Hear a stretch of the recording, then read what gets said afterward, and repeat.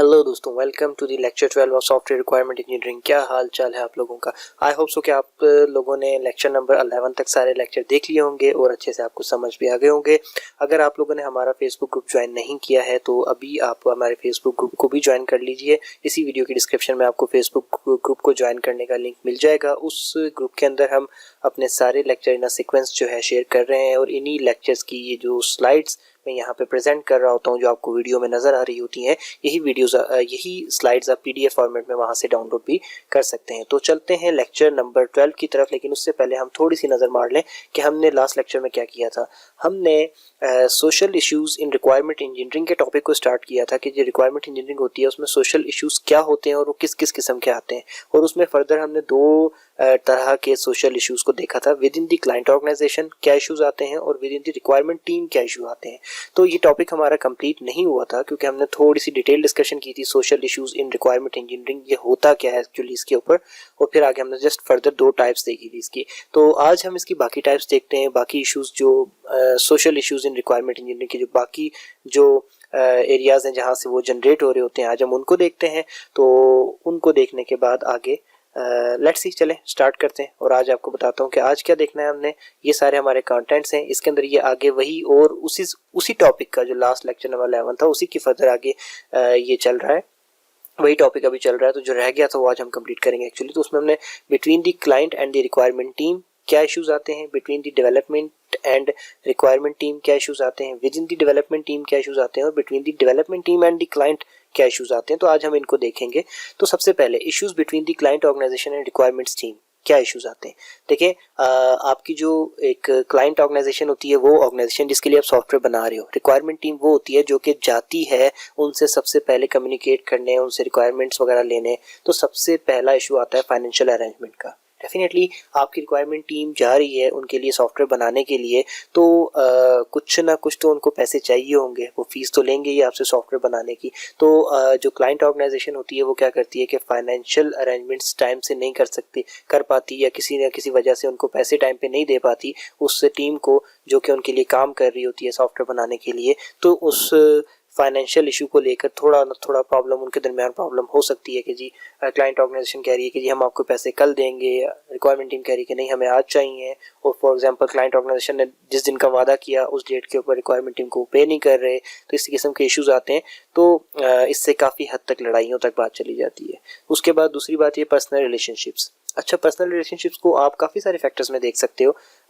हो सकता है कि आपकी क्लाइंट ऑर्गेनाइजेशन में कोई बंदा है, उसके साथ आपकी रिक्वायरमेंट टीम के बंदे के कोई पर्सनल रिलेशनशिप निकला है। अब वो पर्सनल रिलेशनशिप दोनों तरीके से हो सकता है, वो अच्छा भी हो सकता है, वो बुरा भी हो सकता है। अच्छा होगा तो बेनिफिशियल हो जाएगा, बुरा होगा तो हो सकता है उसको नुकसान पहुंचाने के लिए वो काफ़ी कुछ ऐसा कर जाए जिसकी वजह से सॉफ्टवेयर की क्वालिटी पे भी इम्पैक्ट आए।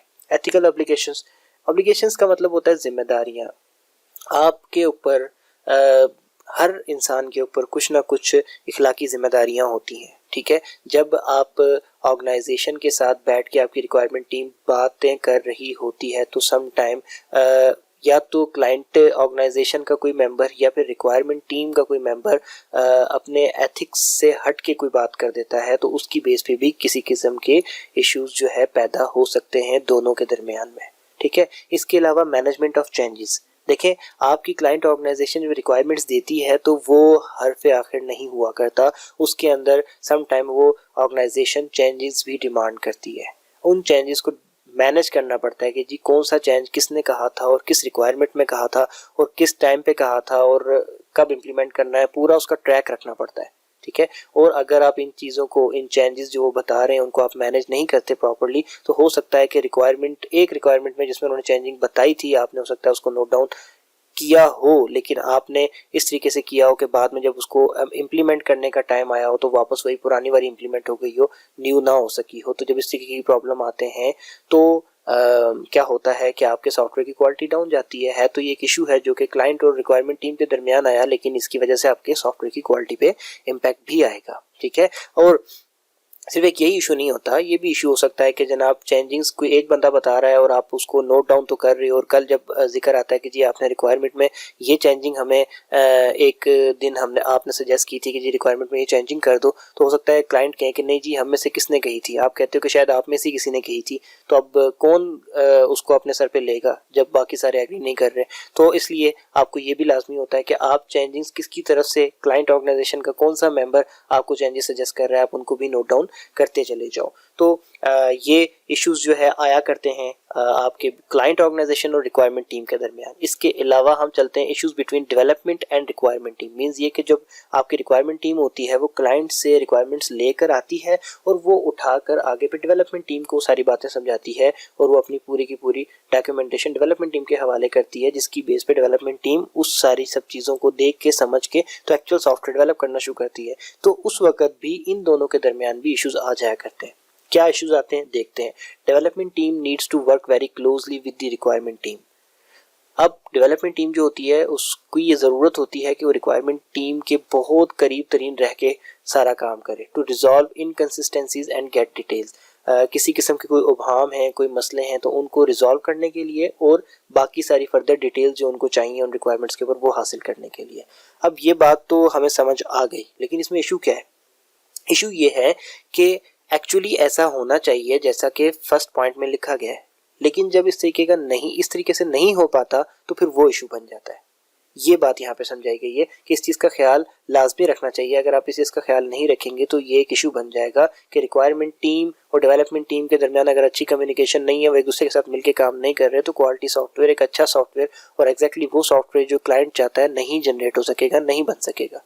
इन सम केसेस रिक्वायरमेंट टीम में भी डिसबैंडेड और असाइन अदर टास्क। समटाइम ऐसा भी होता है कि रिक्वायरमेंट टीम जो है वो काम करना चाह रही होती है डेवलपमेंट टीम के साथ, लेकिन क्या होता है कि किसी न किसी वजह से उनका ताल्लुक डेवलपमेंट टीम से थोड़ा सा डिसबैंडेड हो जाता है, मनकता हो जाता है, या फिर रिक्वायरमेंट टीम को कोई और टास्क असाइन कर दिया जाता है तो उनका ध्यान अपने उस काम की तरफ हो जाता है, जबकि पहले काम को वो डेवलपमेंट टीम के साथ मिलकर नहीं करते। वो ये सोचते हैं कि हमने टीम अपनी रिक्वायरमेंट्स डेवलपमेंट टीम को दे दी है, बस अब वो जाने उनका काम जाने, हम अपने अगले काम की तरफ फोकस करते हैं। जब इस तरीके के प्रॉब्लम्स आते हैं तो इससे भी जो है आपकी टीम के दरमियान, जो दोनों टीम्स आप ही की हैं, ज़ाहिर है आपकी एक सॉफ्टवेयर कंपनी है तो उसके अंदर रिक्वायरमेंट टीम भी है, डेवलपमेंट टीम भी है, तो जब वो नहीं एक दूसरे के साथ काम कर पाते तो इनके दरमियान काफ़ी सारे इश्यूज जनरेट होते हैं। हो सकता है कि लड़ाई तक हो जाए कि यार आप लोग रिक्वायरमेंट देके किधर गायब हो गए हो, अब आके हमारे साथ बैठ नहीं रहे, हमें कुछ चीज़ें समझ नहीं आ रही।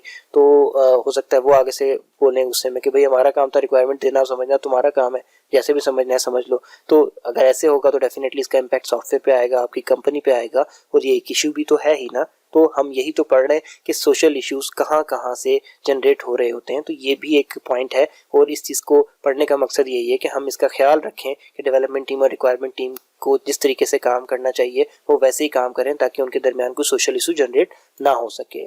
अच्छा, इसके बाद इश्यूज ऑफ डेवलपमेंट टीम। अब आपकी डेवलपमेंट टीम के अपने क्या प्रॉब्लम हो सकते हैं? द टीम मेंबर्स में बी डीमोरलाइज्ड।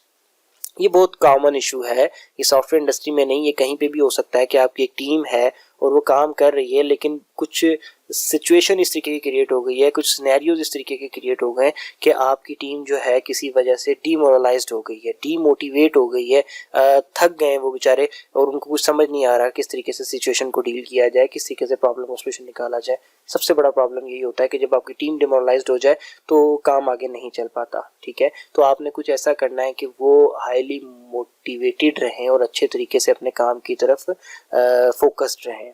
द डेडलाइंस में स्लीप इशू ये भी होता है, और ये सबसे ज़्यादा कॉमन इशू है, बल्कि मैं ये कहता हूँ कि इश्यूज ऑफ डेवलपमेंट टीम में इसको ऊपर आना चाहिए कि द डेडलाइंस में स्लीप। क्योंकि हो सकता है कि आपकी डेवलपमेंट टीम बड़ी एक्सपीरियंस्ड हो तो डिमोरलाइज ना हो, और सॉफ्टवेयर जो आप बना रहे हो वो उनके लिए छोटा सा प्रॉब्लम हो, कोई बड़ा प्रॉब्लम ना हो, लेकिन डेडलाइन स्लिप का इशू बहुत बड़ा होता है।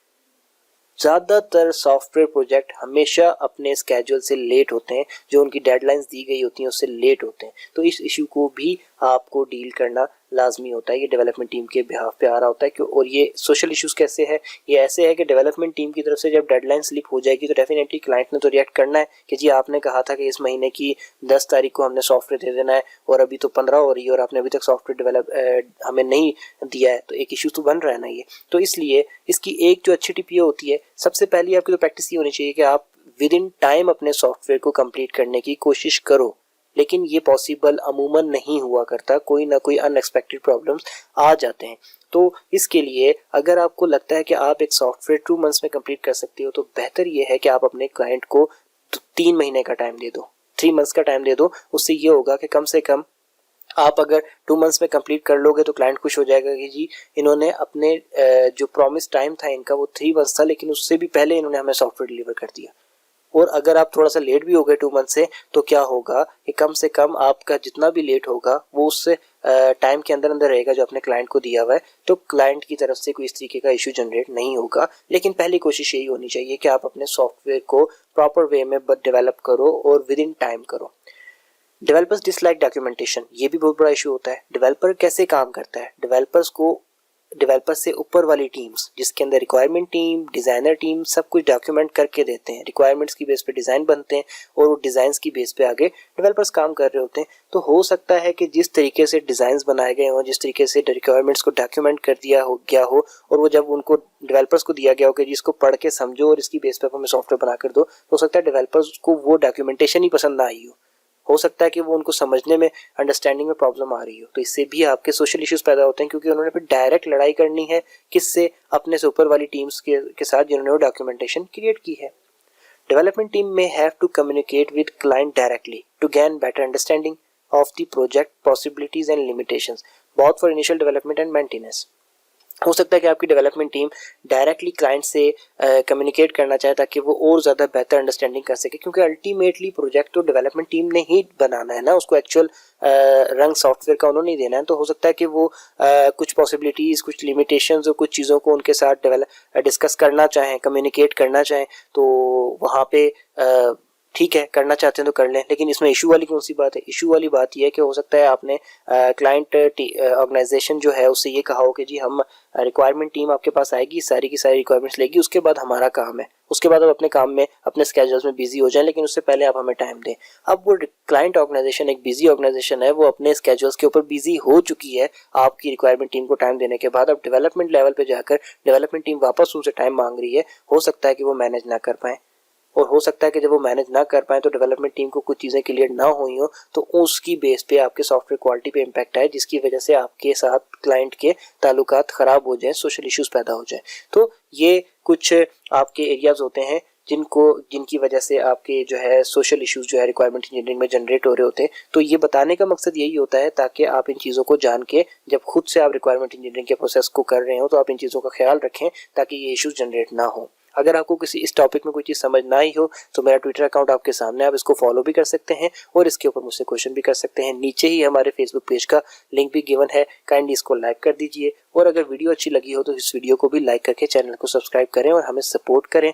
और सॉफ्टवेयर रिक्वायरमेंट इंजीनियरिंग की इस सीरीज़ के तमाम लेक्चर एक सीक्वेंस में देखने के लिए और इन तमाम स्लाइड्स को PDF फॉर्मेट में डाउनलोड करने के लिए आप हमारा फेसबुक ग्रुप ज्वाइन कर सकते हैं, जो कि स्पेशली सॉफ्टवेयर रिक्वायरमेंट इंजीनियरिंग की ही इस प्लेलिस्ट के लिए बनाया गया है। वहाँ पे आप अपने जैसे बाकी स्टूडेंट के साथ मुख्तलिफ टॉपिक्स और मुख्तलिफ क्वेश्चन, मुख्तलिफ कन्फ्यूजन को डिस्कस भी कर सकते हैं, लेकिन relevant to software requirement engineering. Group का जो लिंक है वो आपको इसी वीडियो के डिस्क्रिप्शन से मिल जाएगा। तो दोबारा मिलते हैं नेक्स्ट लेक्चर में, तब तक के लिए अल्लाह हाफिज़।